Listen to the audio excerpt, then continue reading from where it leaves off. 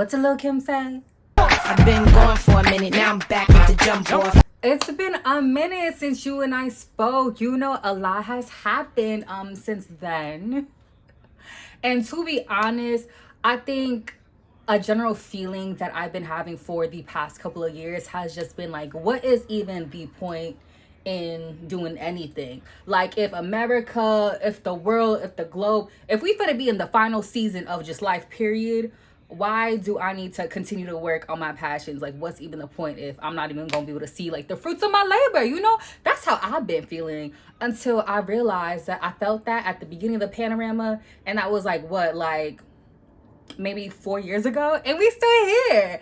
And that led me to make this video because there is absolutely a reason why you need to still work on your passion, still work on achieving your creative goals, still follow and pursue your dreams. And I'm gonna tell you why. There's been this Toni Morrison quote going around about how the primary function of racism being distraction, because it keeps you from doing your work. So here's how we're gonna get you back to doing your creative work. Number one, remember that you are building an archive. You know, with social media right now, it's been really weird to think about where Instagram is now compared to where it was when we first started, when we was all posting like, you know, that one selfie with, you know, the selfies with like them filters that came.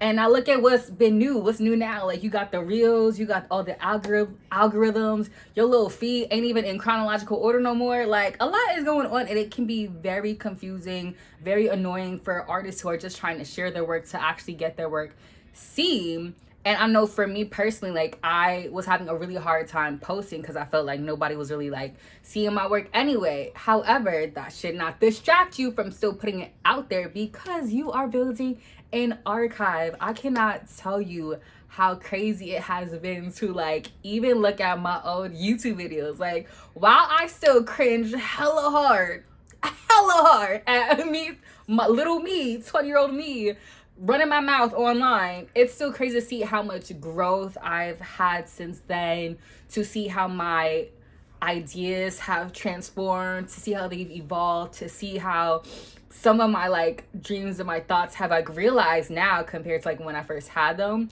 So for that reason alone, for you building your archive, that is why you need to still do your creative work to see where you will be in the next couple of years.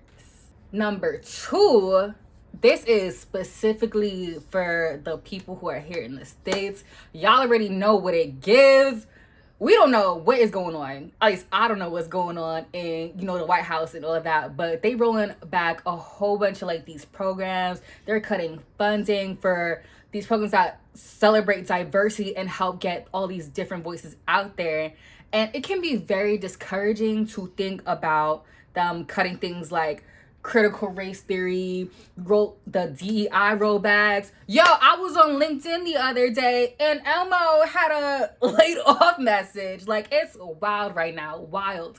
But this is why it's even more important for you as an artist to put your voice out there. It is more important now than ever before that we collectively as artists are sharing our unique thoughts, our self-expression, our creativity, because it's through like our shared voices, sharing our very unique, different lives that we all put into our art as artists. That's what helps us all, you know, gain empathy as a human race, which is why, you know, girl, keep doing what you're doing.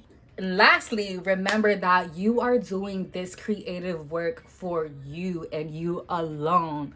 I was reading this book, I'll write the title right here, about La Loba. It's one of those like fables about this old woman who goes throughout the desert gathering bones of like old wolves, I believe. And she comes back and she puts the bones piece by piece together. And when she puts the last bone into place and the full skeleton is together, she sings the song that brings the wolf back to life. And the wolf, like, you know, reanimates itself and runs off into the wild.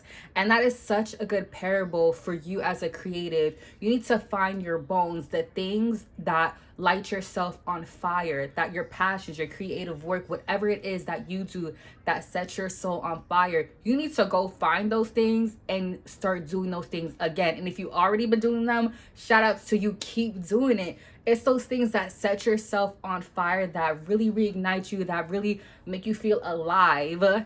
And I'm speaking from personal experience, because again, like, over the past couple of years, I felt myself just kind of like retreating into myself, because I was not doing my creative work. I obviously was not on YouTube.